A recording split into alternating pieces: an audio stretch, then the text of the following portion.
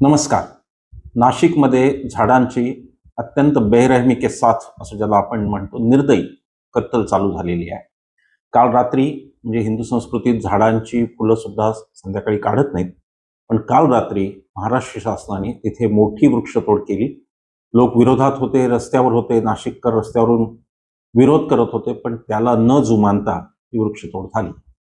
गिरीश महाजन नावाचे जे देवेंद्र फडणवीसांनी अत्यंत लाडावून ठेवलेले, ज्यांना वेगवेगळ्या नावांनी संकटमोचक वगैरे वगैरे काय नावांनी त्यांना म्हणलं जातं, ते गिरीश महाजन आणि देवेंद्र फडणवीस यांचा कदाचित आता असा समज झालेला आहे की पाशवी बहुमतामुळे आम्हाला महाराष्ट्राची मालकी मिळालेली आहे आणि कोणत्याही स्थानिक लोकांचा विचार करण्याची गरज नाही, नाशिककरांच्या भावनांची विचार करण्याची गरज नाही. 40 दिवसांच्या कुंभमेळ्यासाठी 400 वर्ष जुनी झाडं सुद्धा ते तोडू शकतात, ही आत्ताची अत्यंत विदारक अशी अवस्था आहे. या निमित्ताने मी जरा कुंभमेळ्याचा आणि महाराष्ट्राचा संबंध काय याचा थोडासा धांडोळा घेण्याचा काही प्रयत्न केला. मी अत्यंत मान्यवर लोकांशी बोललो आणि माझंही काही स्वतःचं वाचन पुरोगामी असल्यामुळे मी बऱ्याचपैकी आपले ग्रंथ वाचलेले आहेत आणि संत साहित्य खास करून विशेषतः वाचलेलं आहे. हिंदुत्ववाद्यांना वाचण्याची गरज पडत नाही, कारण त्यांचं हिंदुत्व हे फक्त राजकीय असतं. त्यामुळं हिंदू असणं म्हणजे काय, हिंदूपणा म्हणजे काय हे ते समजून घेण्याच्या भानगडीत पडत नाही. पण सुदैवाने मी ग्रामीण भागात जन्माला आलो, वारकरी परंपरेत जन्माला आलो आणि म्हणून मला थोडासा त्याचा अभ्यास माझा झालेला आहे. तर मी विचार केला की अगदी मी ज्ञानेश्वर महाराजांपासून सुरुवात केली. पहिल्यांदा मी हे सांगितलं पाहिजे मला की कुंभमेळा करण्याला माझा विरोध नाही. मी सुद्धा हिंदू आहे. हिंदूंची जर परंपरा असेल तर कुंभमेळा व्हायलाच पाहिजे आणि कुंभमेळ्यात लोकांनी जाऊन स्नान करावं, पूजा अर्चा करावी, काय करायचं ते करावं, मला त्याला विरोध नाही. माझा 2 गोष्टींना विरोध आहे. एक म्हणजे झाडं तोडणे, जुनी झाडं तोडून टाकणे 40 दिवसांच्या कुंभमेळ्याचं, आणि दुसरा ज्या पद्धतीने भ्रष्टाचाराचं कुरण आता फडणवीसांनी निर्माण केलं, 35,000 का 45,000 कोटी असं काहीतरी लोक सांगतायत आकडे, वेगवेगळे आकडे. एवढा पैसा राज्याच्या तिजोरीतला, जेव्हा की राज्यात दर दिवशी शेतकरी आत्महत्या होते, राज्यातली शिक्षणाची अवस्था वाईट आहे, शाळा बंद होत आहेत निधी अभावी, मराठी शाळा तर गेल्या संपल्या, आणि राज्यातली आरोग्याची अवस्था, सार्वजनिक आरोग्याची अत्यंत वाईट असताना, राज्यात मुलं बेकार असताना, बेरोजगार असताना, तो कुठलाही प्राधान्यक्रम न ठेवता फडणवीस हा जो 35 ते 45,000 कोटीचा खर्च करणार आहे त्याच्यावर एक नागरिक म्हणून माझा आक्षेप आहे. पुन्हा मी सांगतोय की कुंभमेळ्याला माझा विरोध नाही. मी स्वतः हिंदू आहे आणि कुंभमेळा साधेपणाने प्रत्येक हिंदूंनी सश्रद्धपणे साजरा करण्याला माझी कोणती हरकत नाही. आता या कुंभमेळ्याचा थोडासा शोध घेताना मी ज्ञानेश्वर महाराजांपासून सुरुवात केली. त्याचं कारण की संत साहित्याची परंपरा आपली 750 वर्षांची ज्ञानेश्वर महाराजांपासून सुरू होते. ज्ञानेश्वर महाराजांनी ज्ञानेश्वरी नेवाशात लिहिली. त्यांचं मूळ गाव सुद्धा आपेगाव हे पैठणच्या जवळच, आणि नेवाशामध्ये त्यांनी गोदावरीच्या काठी त्यांनी ज्ञानेश्वरी लिहिली. पण त्या ज्ञानेश्वरीत कुंभमेळ्याबद्दल एक अक्षरही सापडत नाही.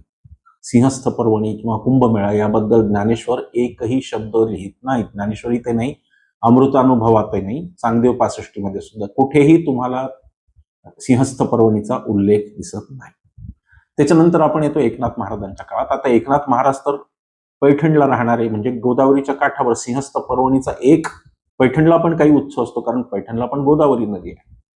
त्या पैठणचे गंगेच्या काठावर राहणारे, दक्षिण गंगेच्या काठावर राहणारे नाथ महाराजांच्या एकाही ग्रंथात, एकनाथी भागवतापासून अनेक गोष्टी तुम्ही पहा, त्यांच्या अगदी भारुडांपर्यंत या सिंहस्थ कुंभमेळ्याचा साधा एका अक्षराने उल्लेख नाही.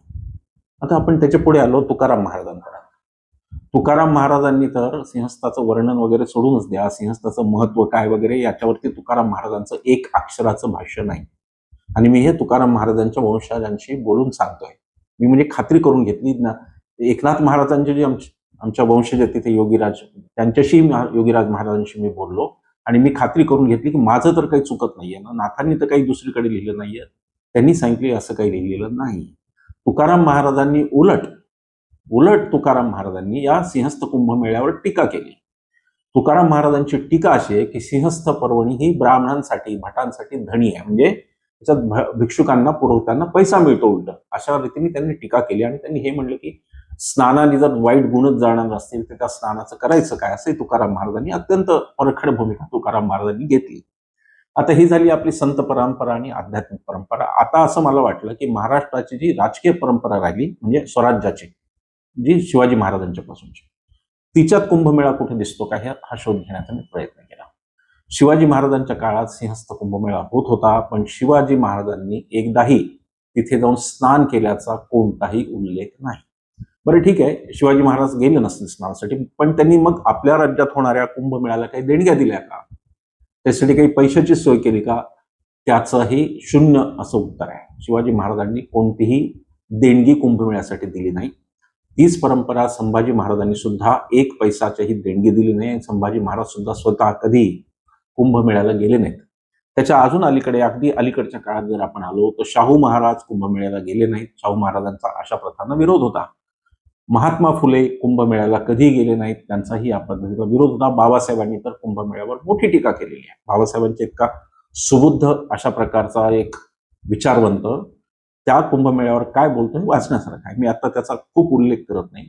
सारांश सांगायचा असा की शिवाजी महाराज, संभाजी महाराज, शाहू महाराज, फुले, आंबेडकर, त्याच्यानंतर अण्णाभाऊ साठे, प्रबोधनकार ठाकरे, ही माणसं महाराष्ट्र धर्म घडवणारी ही माणसं महाराष्ट्र धर्म घडवणारी माणसं आहेत. संत ज्ञानेश्वर ते तुकाराम, ज्ञानदेवे रचला पाया तुका झाला से कळसा, तुकाराम महाराज कळस झाले, तर त्या ज्ञानेश्वरांच्या पायापासून ते तुकाराम महाराजांच्या कळसापर्यंत कोणीही या परंपरेबद्दल काहीही बोलत नाही. महाराष्ट्र धर्म घडवणारी मंडळी म्हणजे संतांची परंपरा, ती बोलत नाही. दुसरी आपली परंपरा, राज्य करणाऱ्यांची परंपरा, शिवाजी महाराजांपासून स्वराज्याची, ती पण कुंभमेळ्याबद्दल काहीही बोलत नाही. बरं, आता हे सोडून देऊ, महाराष्ट्र धर्म वगैरे सोडून देऊ. तो संघाला कधी पचणार नाही, वारकरी संप्रदाय त्यांना पचूच शकणार नाही, पटू शकणार नाही, कारण मूलतः तो समता सांगतो. सोडून देऊ आपण, ही माणसं आपण सोडून देऊ. फडणवीस ज्या हिंदुत्वाचे पाईक आहेत, त्यातल्या सावरकर, हेडगेवार आणि गोळवलकरांनी कधीही कुंभमेळ्यात स्नान केल्याचा पुरावा नाही. एकही रेकॉर्ड असं सापडला नाही की ज्याच्यामध्ये त्यांनी कोणीतरी स्नान केलं असा रेकॉर्ड नाही. यातले प्रयागमध्ये जेव्हा कुंभमेळा झाला 1907चा, त्यावेळेला काही संघसेवक, 1900 त्याच्यानंतर 32चं किंवा काय, संघसेवकांनी तिथं स्वयंसेवकगिरी करून मदत केली असा उल्लेख जरूर आहे. पण या संघाचे मुख्य जे होते ते कधी कुंभमेळ्याला गेल्याचा प्रसंग नाही, सावरकर गेल्याचा प्रसंग नाही. मग आता मुद्दा असा आहे की हे सगळं का चाललं आहे. जर कुंभमेळ्याचा आणि महाराष्ट्र धर्माचा काहीही संबंध नाही, तो कुठेही सिद्धच होऊ शकत नाही, तर मग महाराष्ट्रात कुंभमेळ्याला 35,000 कोटी फडणवीस का खर्च करतात असा एक प्रश्न पडतो. आणि या प्रश्नाचं मला जे उत्तर वाटतं असावं, जे मला लक्षात येत आहे हे उत्तर आहे की फडणवीस आता योगींच्या बरोबर पंतप्रधानाच्या शर्यतीत आहेत. पंतप्रधान पदाच्या शर्यतीत आता योगी आणि फडणवीस हे दोघं आहेत. आणि म्हणून फडणवीसांना आता ही लढाई योगी आणि फडणवीस यांच्यातली, भला तेरी टोपी मेरे टोपी से ज्यादा भगवी कैसी, अशी ही आता लढाई आहे. जर फडणवीसांचा तुम्ही पॉलिटिकल ग्राफ पाहिला तर 2014 ते 2019 फडणवीस धार्मिक विषयांवर फारसं बोलत नाही. हार्डलाईनर जे फडणवीस झाले, हिंदुत्वाच्या हार्डलाईनर, ते ह्या त्यांच्या नव्या कारकिर्दीत झाले. नव्या कारकिर्दीत काय झालं, फडणवीसांची जी जवळची माणसं समजली जातात, मग ते राणे असोत, पडळकर असोत, ते लांडगे असोत किंवा ते जगताप असोत, ही माणसं गावागावात धर्माधर्मात फूट पाडायला लागली. हिंदुत्वाचे मुद्दे माणसं उकरून काढायला लागली आणि गावोगावी तेढ निर्माण होऊन असं ही माणसं पाहायला लागली. यांना फडणवीसांनी पायबंद घातला नाही. प्रसंगी राणेंचं मत व्यक्तिगत आहे, अमक्याने तसं बोलू नये एवढंच फडणवीस म्हणत राहिले. पण ती मंडळी पुन्हा पुन्हा तेच बोलतायत, त्या अर्थी त्यांना फडणवीसांचं अभय आहे. ही गोष्ट काही आता महाराष्ट्रापासून लपून राहिलेली नाही. आता फडणवीसांची जी हिंदुत्वादी ब्रिगेड आहे, तिची आता महाराष्ट्र ही पुढची प्रयोगशाळा, महाराष्ट्राने अत्यंत सावध राहण्याची गरज आहे. गुजरातची प्रयोगशाळा आपण पाहिली. गुजरात दंगलीनंतर तिथे मोदींचा ज्या पद्धतीने पुढे मोदींचा प्रवास झाला, ती गुजरात ही संघाची हिंदुत्वाची प्रयोगशाळा पहिली होती. त्यानंतर दुसरी होती ती उत्तर प्रदेश. तिथे राम जन्मभूमीच्या आंदोलनानंतर, बाबरी मशीद पाडल्यानंतर ज्या प्रकारे ती गेली. आणि आत्ता तिसरी प्रयोगशाळा दुर्दैवाने पुरोगामी महाराष्ट्र आपण म्हणतो, आता ही तिसरी प्रयोगशाळा त्यांची पुरोगामी महाराष्ट्र आहे. आणि या प्रयोगशाळेतून त्यांना देवेंद्र फडणवीस हे पंतप्रधान म्हणून मिळणार आहे. देवेंद्र फडणवीसांनी पंतप्रधान होण्यासाठी एक मराठी माणूस म्हणून सगळ्या महाराष्ट्राच्या त्यांना शुभेच्छा आहे. कोणीतरी मराठी माणूस पंतप्रधान होत असेल तर ती आनंदाची गोष्ट आहे. पण त्या पंतप्रधान पदाची किंमत जर महाराष्ट्र धर्म असेल तर ती किंमत महाराष्ट्राला परवडणार नाही, याच्यावरती विचार व्हायला हवा. हे जर सगळं फक्त पंतप्रधान पदाच्या शर्यतीत उतरल्यानंतर योगीशी स्पर्धा म्हणून चालत असेल, की बाकी कुंभमेळ्याचा महाराष्ट्र धर्माचा महाराष्ट्राचा फारसा संबंध नसताना हे जर चालत असेल, तर याचा अर्थ उघड आहे की 35-40 हजार कोटी महाराष्ट्र जो खर्च करणार आहे तो पंतप्रधान पदाच्या उमेदवारीसाठी देवेंद्र फडणवीसांच्या खर्च करणार आहे. माझं देवेंद्र फडणवीसांना आवाहन आहे की तुम्ही पंतप्रधान व्हा, तुम्हाला शुभेच्छा, पण महाराष्ट्र धर्म न बिघडवता होत आलं तर बघा. हा महाराष्ट्र जशाला तसा टिकून, यातला धार्मिक सलोखा जशाला तसा टिकून ते करता आलं तर पहा. तुम्ही जर पंढरपूरला 35,000 कोटी दिले तर त्याचं स्वागत आहे. कुंभमेळा महाराष्ट्राचा आहे का नाही हाच प्रश्न आहे. महाराष्ट्राचा फारसा भावनिक बंध हा कुंभमेळ्याशी दिसत नाही.